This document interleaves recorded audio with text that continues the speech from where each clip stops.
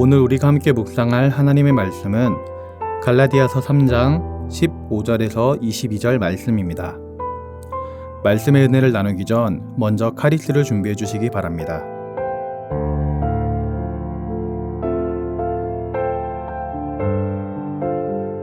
형제들아, 내가 사람의 예대로 말하노니 사람의 언약이라도 정한 후에는 아무도 패하거나 더하거나 하지 못하느니라. 이 약속들은 아브라함과 그 자손에게 말씀하신 것인데 여럿을 가리켜 그 자손들이라 하지 아니하시고 오직 한 사람을 가리켜 내 자손이라 하셨으니 곧 그리스도라. 내가 이것을 말하노니 하나님께서 미리 정하신 언약을 430년 후에 생긴 율법이 폐기하지 못하고 그 약속을 헛되게 하지 못하리라. 만일 그 유업이 율법에서 난 것이면 약속에서 난 것이 아니리라. 그러나 하나님이 약속으로 말미암아 아브라함에게 주신 것이라. 그런즉 율법은 무엇이냐? 범법함으로 더하여진 것이라. 천사들을 통하여 한 중보자의 손으로 베푸신 것인데 약속하신 자손이 오시기까지 있을 것이라. 그 중보자는 한 편만 위하는 자가 아니나 하나님은 한 분이시니라. 그러면 율법이 하나님의 약속들과 반대되는 것이냐? 결코 그럴 수 없느니라. 만일 능히 살게 하는 율법을 주셨더라면 의가 반드시 율법으로 말미암았으리라. 그러나 성경이 모든 것을 죄 아래에 가두었으니 이는 예수 그리스도를 믿음으로 말미암는 약속을 믿는 자들에게 주려 함이라. 아멘.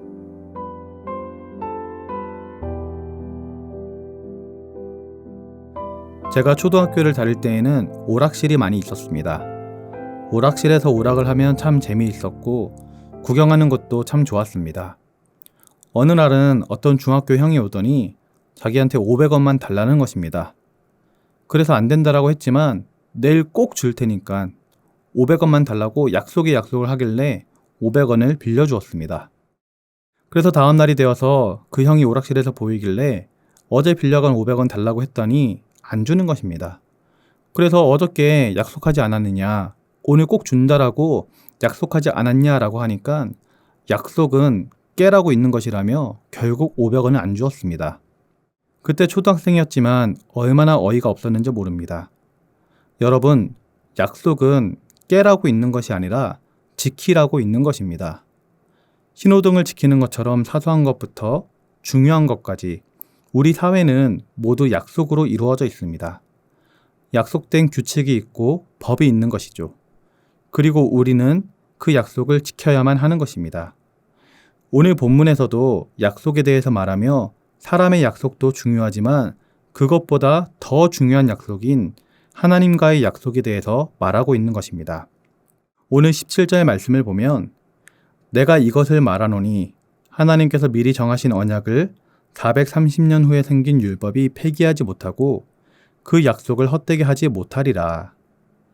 여기서 말하고 있는 언약은 하나님이 아브라함과 맺은 언약을 말하는 것입니다. 그리고 율법은 아브라함과 이삭, 야곱, 요셉의 때를 지나 430년 후에 모세가 출애굽을 할 때 하나님께 받은 율법을 말하는 것입니다. 그러니 17절이 하고 있는 말은 율법이 나기 전에 이미 하나님과의 언약이 먼저 있었다라고 말하는 것입니다. 나중에 생긴 이 율법이 하나님과의 약속을 헛되게 하지 못한다고 바울은 이야기하고 강조하고 있는 것이죠. 율법이 먼저가 아니라 하나님과의 언약이 먼저라는 것입니다.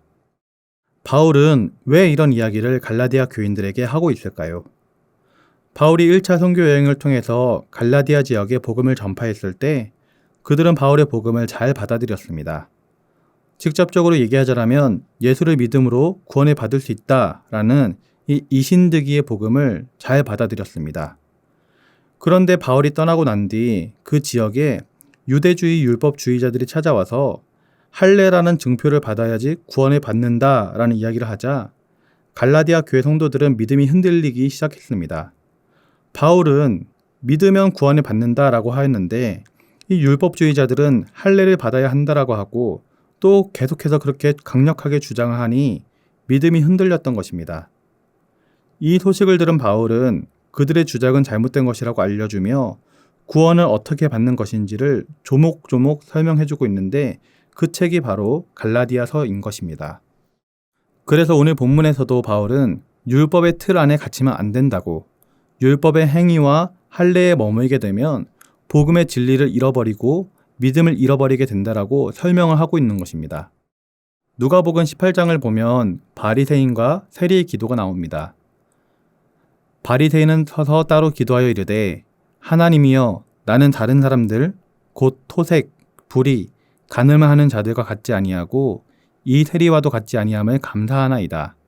나는 일에 2번씩 금식하고 또 소득의 11조를 드리나이다 하고, 세리는 멀리 서서 감히 눈을 들어 하늘을 쳐다보지도 못하고 다만 가슴을 치며 이르되 하나님이여 불쌍히 여기소서, 나는 죄인이로소이다 하였느니라. 이 말씀을 보면 바리새인은 서서 따로 기도를 합니다. 사람들이 잘 보이는 회당에 서서 2팔을 벌리고 하늘을 우러러 쳐다보면서 큰 소리로 기도합니다. 하나님, 저는 다른 사람들처럼 죄를 짓지 않았습니다. 저 세리와도 다르니 감사합니다 라고 외칩니다. 마치 하나님 보고 계신가요? 저는 이렇게 거룩한 사람입니다. 율법을 잘 지키는 사람입니다 라고 외치는 것처럼 보입니다. 그러나 세리는요, 눈을 들어 하늘을 쳐다보지도 못하고 오직 가슴을 치며 자기를 불쌍히 여겨달라고, 저는 죄인이라고 호소를 하고 있습니다. 예수님께서는 이 둘을 보신 후에 율법을 잘 지키는 바리새인을 가리켜 의인이라 하지 아니하시고 율법을 지키지는 못할지언정 겸손한 마음으로 하나님께 긍휼히 여김을 구하고 있던 세리를 향하여서 그를 의인이라고 말씀하셨습니다. 우리가 믿음 생활할 때에도 마찬가지입니다. 우리가 매주 하나님께 드리는 것이 무엇입니까? 예배입니다. 예배도 하나님과의 약속이죠. 그 시간에 하나님께 나의 시간과 생명을 드리겠습니다 하는 약속인 것입니다. 그래서 예배를 잘 드린 성도들을 보면 참 신앙생활 신실하게 잘하시는 분들입니다.